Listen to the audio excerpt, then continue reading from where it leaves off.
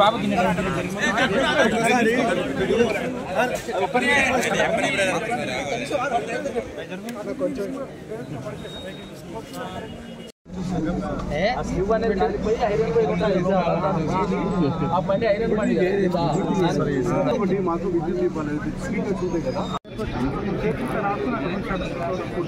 పెద్దబాబు వచ్చి తీసుకెళ్ళిపోయి ఏదైనా హాస్పిటల్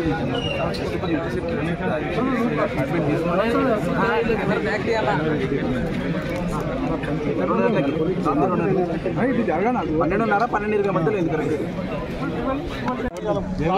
బ్లాక్ డే ఈ విద్యుత్ అధికారుల వల్ల విద్యుత్ అధికారుల వల్ల ఈరోజు రామంతపురికి ఒక బ్లాక్ డేగా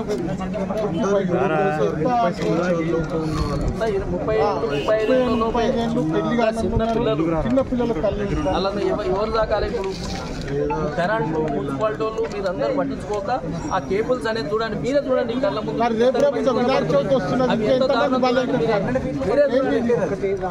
సార్ మీరు పైకి ఎక్కండి, ఆ వైర్ కూడా ఎంత కాలిపోయింది. ఇప్పుడు ఆ వైర్ కూడా ఉండదు, రెండే లెన్స్ ఉన్నాయి ఆ పైన వైర్. ఐటల్ వైర్ ఉంది కదా, అదైతే పైన స్పార్క్ వచ్చి మొత్తం కాలిపోయింది. వీళ్ళు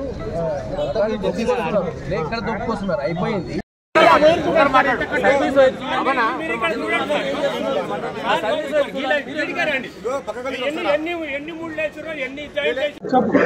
ఇక్కడ రాత్రి శ్రీకృష్ణుడి ర్యాలీ జరిగింది.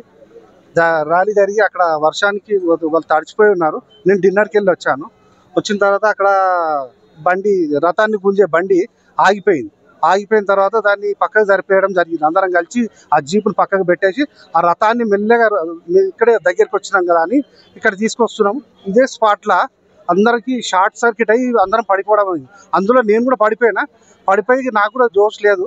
కొద్దిసేపట్లో మేలుకు వచ్చేసి చూస్తే చేతులు ఇట్లా రాసుకుని పక్కకు వచ్చి షటర్ కూర్చొని మా పెద్దబాబు వచ్చి తీసుకెళ్ళిపోయాడు. ఐడిఆర్ హాస్పిటల్ పోయి ట్రీట్మెంట్ తీసుకుని 10-12 మంది దాకా ఉంటారు. అందులో 5-6 మంది అయితే ఆ స్పాట్లో లేస్తలేరు. అందులో ఇద్దరం లేచినాం, ఒక ఆయనకు చేయలేస్తలేను, వెనక ఉన్నాడు, నేను ఒకరు.